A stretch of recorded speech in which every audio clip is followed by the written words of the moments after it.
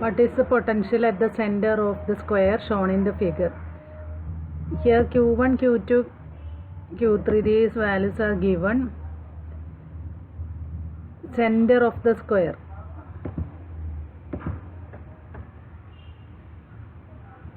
This is the center point. We have to find the field that potential due to Q1 can be termed as V1. Suppose this is the center point V1 and potential due to Q2 can be termed as V2, that due to V3, Q3, V3, and this is due to Q4. Then V is equal to V1 plus V2 plus V3 plus V4. Generally we can write V is equal to 1 by 4 pi epsilon 0 Q by R. This R is same in both the cases. R is the half of the diagonal. R is equal to A by root 2 in the four cases. Therefore V1 plus V2 plus V3 plus V4 can be written as 1 by 4 pi epsilon 0, 1 by root 2 plus 2 by root 2. Q2 is 2 into 10 raised to minus 8. 3 by root 2, 2 by root 2. The next problem, find the electric potential for points on the axis of a uniformly charged circular disk. Surface charge density sigma. Circular disk can be considered to be made up of a large number of rings. Suppose R be the small r be the radius of such a ring and thickness dr. Then we have dV is equal to 1 by 4 pi epsilon 0. dV is the potential at this point. Due to this ring, dV is equal to dq by r square plus y square. This distance is r square plus y square raised to 1 by 2. Again, sigma is the surface charge density. Surface charge density is equal to surface area, that is length 2 pi r into thickness. 2 pi r dr is the surface area into surface charge density, can be written in the place of dq. It is equal to 1 by 4 pi epsilon 0 2 pi r dr sigma by r square plus y square raised to 1 by 2. And the disk is consisting of a large number of rings from radius 0 to capital R. Therefore, V can be calculated as integral dV. By integrating this term, we will get 2 sigma by 2 epsilon 0 root of r square plus y square minus y.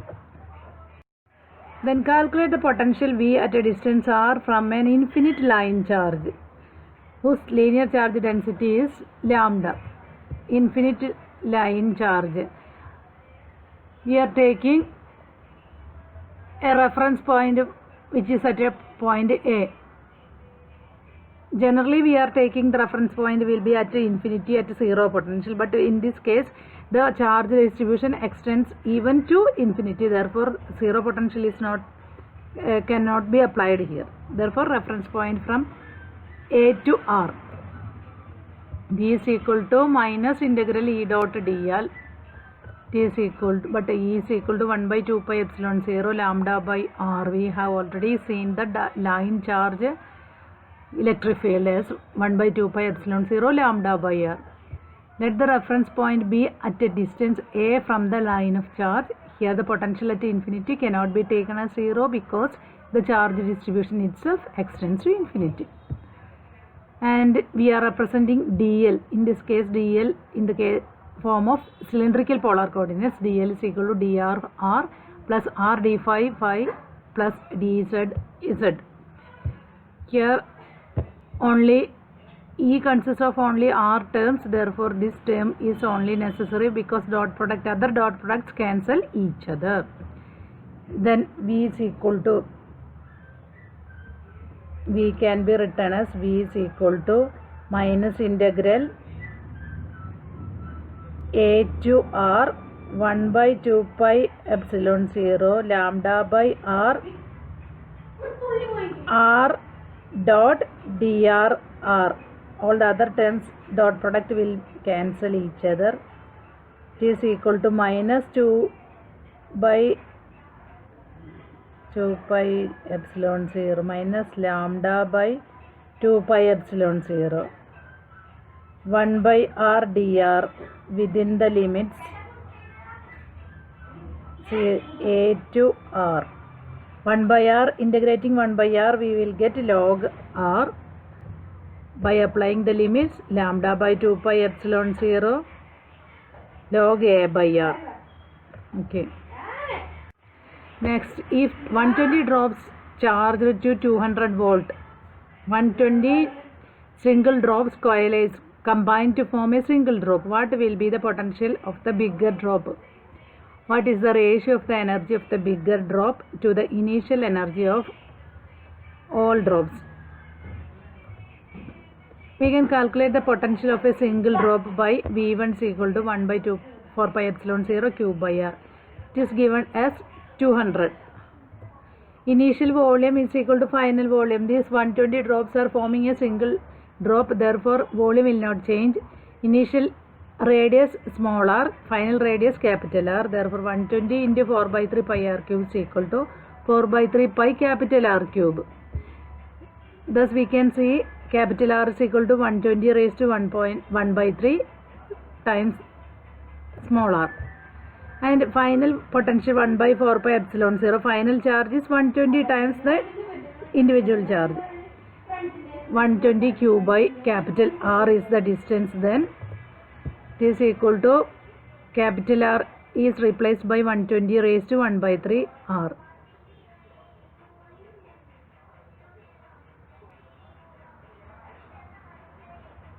It is equal to, we can Q by 4 pi epsilon 0 R is equal to 200. This is substituted here.